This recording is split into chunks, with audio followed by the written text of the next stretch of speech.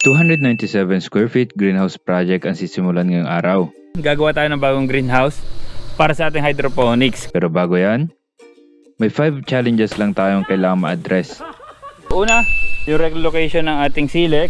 Pangalawa, itong part na to, kailangan pa siyang tambakan. Pangatlo, meron tayong puno ng nyug dito. So, re-relocate din yan. At ang pinakamatindi natin, pang-apat, yung tuod. Panglima, yung ating kawayan. Tara!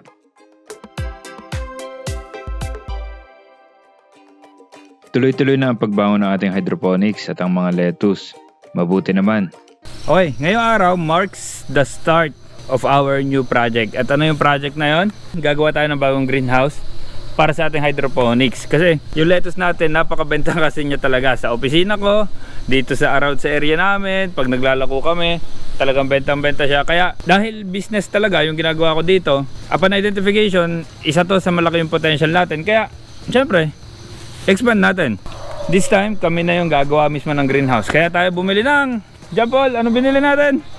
Welding machine! Yan, kaya tayo may welding machine kasi ang gagamitin natin dito is mga tubo na. Tubo na this time para mas matibay, mas matagal. At para naman masanay tayo sa bagong skills natin ng pag-welding. So, ang target natin ay dito sa katabi ng ating existing greenhouse. So, baka sabihin nyo, Call of Duty, medyo malilom. Gagawa natin yan ng paraan. So, sa target natin, ang gagawin natin na greenhouse, ang capacity niya ay 500 heads ng lettuce. So, paano ba ma-achieve yung 500 heads, no? Ang gagawin natin ay semi-NFT, pero mas malaki pa rin yung greenhouse natin. Kaya itong ating taniman ng sili ay tatamaan, kaya mamumove natin. Ang gaganda pa man din ng bunga. Hoping na mabuhay pa sila. Update pala sa nagtatribe natin na lettuce. Malapit na tayo maka-harvest ulit every week. Ang dami nang naghahanap sa akin yan sa office. Ilipat na natin tong nasa seedling table papunta dito sa system para lumaki na sila. 44 din yan. Kumuha na naman ng papel at metro si Foreman para sa dimension ng ating greenhouse.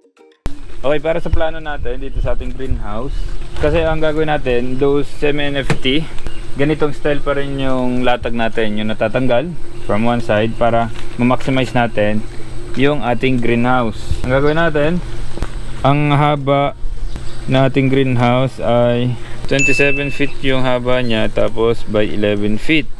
500 heads ang ating target. Magminuta na tayo para malinis na rin natin. Talaga sure na natatamaan ang ating garden at mga sili.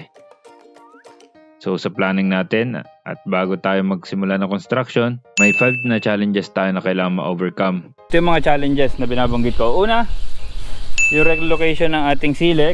Pangalawa, itong part na to, basurahan kasi ito dati. Yan, kaya nakalubog siya. Kailangan pa siyang tambakan. Pangatlo, meron tayong puno ng nyug dito. So, re-relocate din yan. At ang pinakamatindi natin, pang-apat, yung tuod na napakatigas. Panglima, yung ating kawayan. Gagawin na lang natin ang paraan yung about sa sunlight. Kasi ito naman, madali siyang putulin, madaling bawasan. At 12 o'clock, mahigit kalahati na ang natatakpan ng araw. Not good yan para sa mga lettuce. Marami-rami yan, kaya simulan na natin. Una, ang pagtatabas at paghahawa ng area para makita lang natin na mas mabuti ang mga kailangan gawin. Dinala namin sa mga kambing yan. Sayang naman kasi, sa sobrang dami ay hirapan kami maglakad.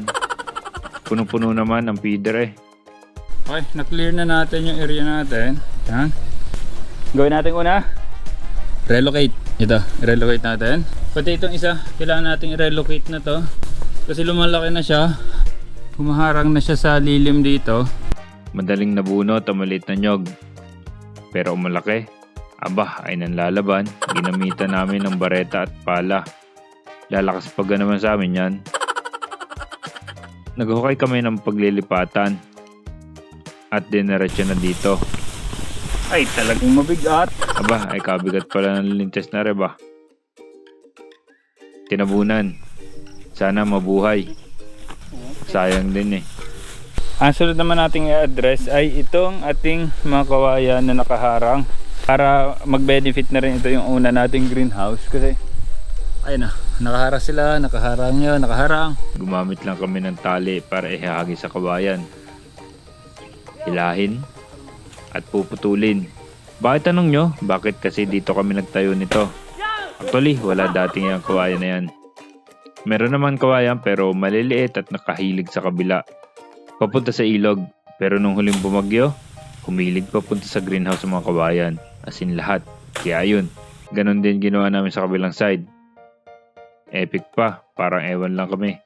Ay muntik na makakatapol si John Paul papunta sa outer space. Dali! Baka! Baka eh! Ay angat naman siya eh. Hinakot lang namin. At ito ang kahit paano ang naging process natin sa pag-alis ng kawayan. Not much, pero we'll call it a day. Then mag-strategize tayo para mas malaki ang progress natin next time. Yun lang, peace.